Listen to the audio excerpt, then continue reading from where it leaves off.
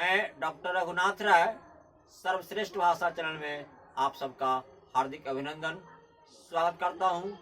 आशा और विश्वास करता हूं कि आप लोग इस चैनल से नित्य प्रति लाभ उठाते होंगे तथा दूसरों को लाभ दिलाने हेतु शेयर, सब्सक्राइब तथा लाइक करते और करवाते होंगे। तो आइए इस सर्वश्रेष्ठ भाषा चैनल में आज मैं आपको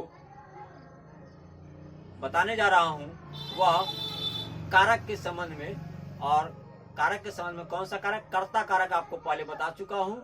अब आज बताऊंगा आपको मैं कर्म कारक कि संस्कृत अनुवाद में कर्म कारक की भूमिका क्या है। आज मैं कर्म कारक को बता रहा हूं। तो कर्म कारक के लिए एक महर्षि पाणिनि ने एक सूत्र दिया है जिसका नाम है कर्तूरी सिप्त तमम कर्म, अर्थात कर्ता जिसको बहुत चाहता है उसे ही हम कर्म कहते हैं। एक तरह से यह सूत्र आपको कर्म की परिभाषा दे दिया, या दूसरी तरफ हम कह सकते हैं कि यह सूत्र कर्म का संज्ञा सूत्र है, विधायक सूत्र है। और जहां पर कर्तुरी सिप्तम तम कर्म से कर्म कारक हो जाएगा, वहीं पर आपका उसके बाद का सूत्र है कर्मणि द्वितीय। इस सूत्र के द्वारा कर्म कारक में द्वितीय विभक्ति होती है। और फिर आता है अभितः, परितः, समया, निक्षा, हा, प्रति, अनु। इन सारे शब्दों के साथ आपके द्वितीय विभक्ति का प्रयोग करना होगा या होता है। फिर है कला ध्वनोर अत्यंत संयोगे, अर्थात समय और स्थान के दुर्वाची शब्दों में निश्चित रूप से द्वितीय विभक्ति होती है। तो यथा मासम व्याकरणम अपठत, अर्थात एक महीना तक वह व्याकरण पढ़ा। तो आइए इन कर्म कारक को आपको मैं व्हाइट बोर्ड के माध्यम से बताना चाहूंगा, आशा और उम्मीद के साथ कि आप भी इस भाषा चैनल में व्हाइट बोर्ड के माध्यम से आप अपनी अभ्यास पुस्तिका में अंकित करेंगे, लिखेंगे, स्मरण करेंगे, समझेंगे और इसे लाभ उठाएंगे। तो आइए चलते हैं कर्म कारक की ओर व्हाइट बोर्ड पर।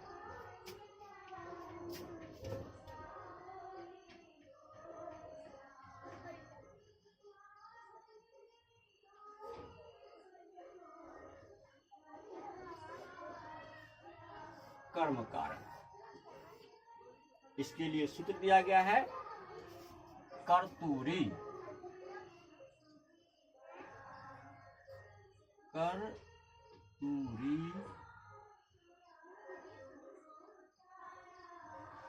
सिप्त तमम कर्म, अर्थात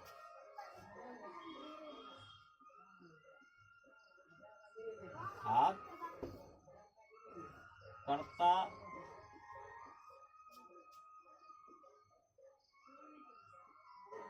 जिसको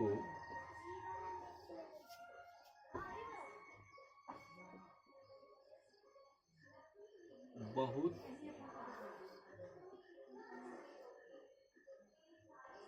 चाहता है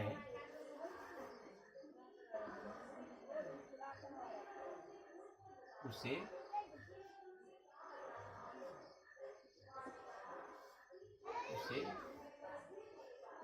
कर्म कारक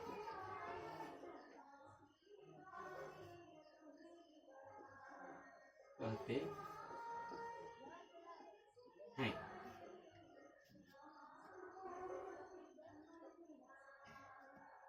और उसके बाद है कर्मणि द्वितीय।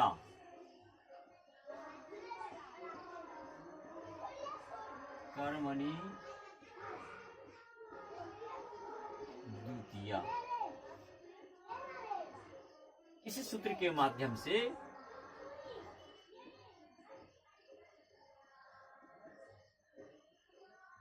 इस सूत्र के द्वारा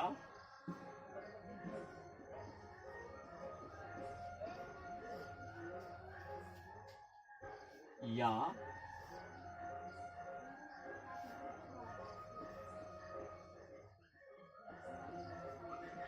माध्यम से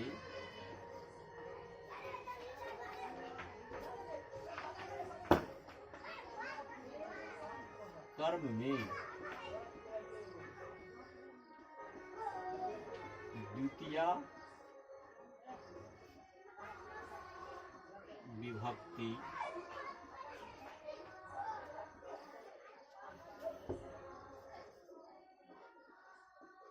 होती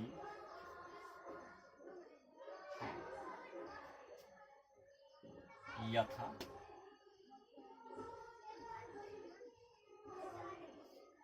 वह गांव जाता है, वह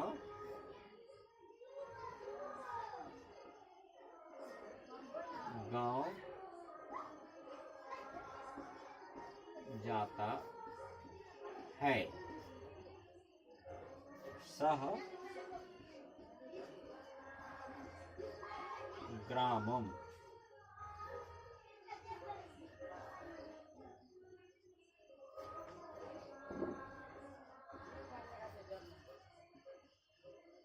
गच्छति। प्रयोग होगा। अब आता है अवितः पर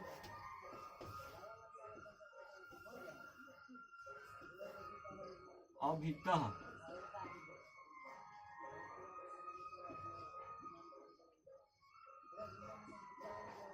परितः समया निक्षा हा प्रति अनु।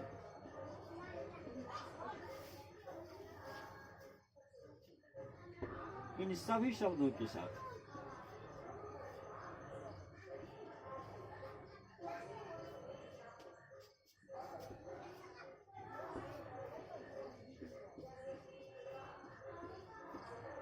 शब्दों के साथ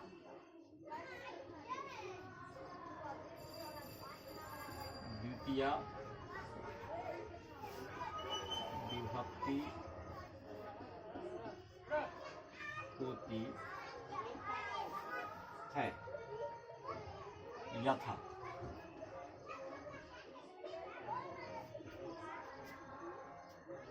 ग्रामम अवितः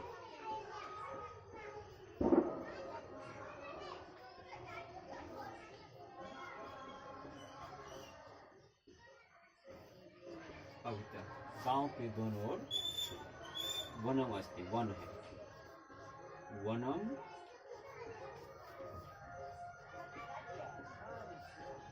अस्ति, अर्थात गांव के दोनों ओर वन है।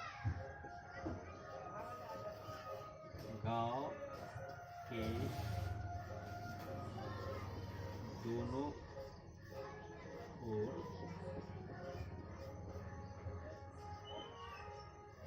वन है।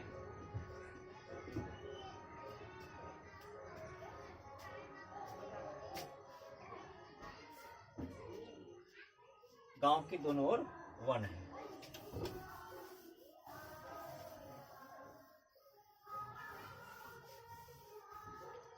अगला उदाहरण इसका होगा, क्या है शब्द है अवितः के बाद परितः, अर्थात ग्रामम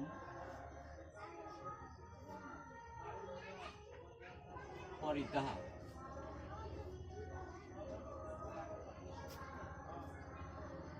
पुष्पाणि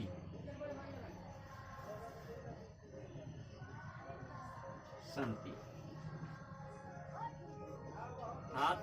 गांव के चारों ओर फूल, गांव के चारों ओर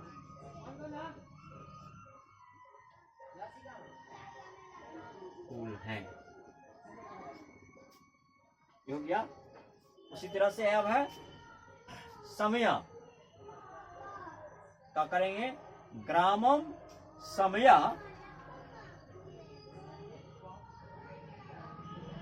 विद्यालयम अस्ति, गांव के समीप विद्यालय है। फिर है निक्सा, फिर करेंगे विद्यालयम निक्सा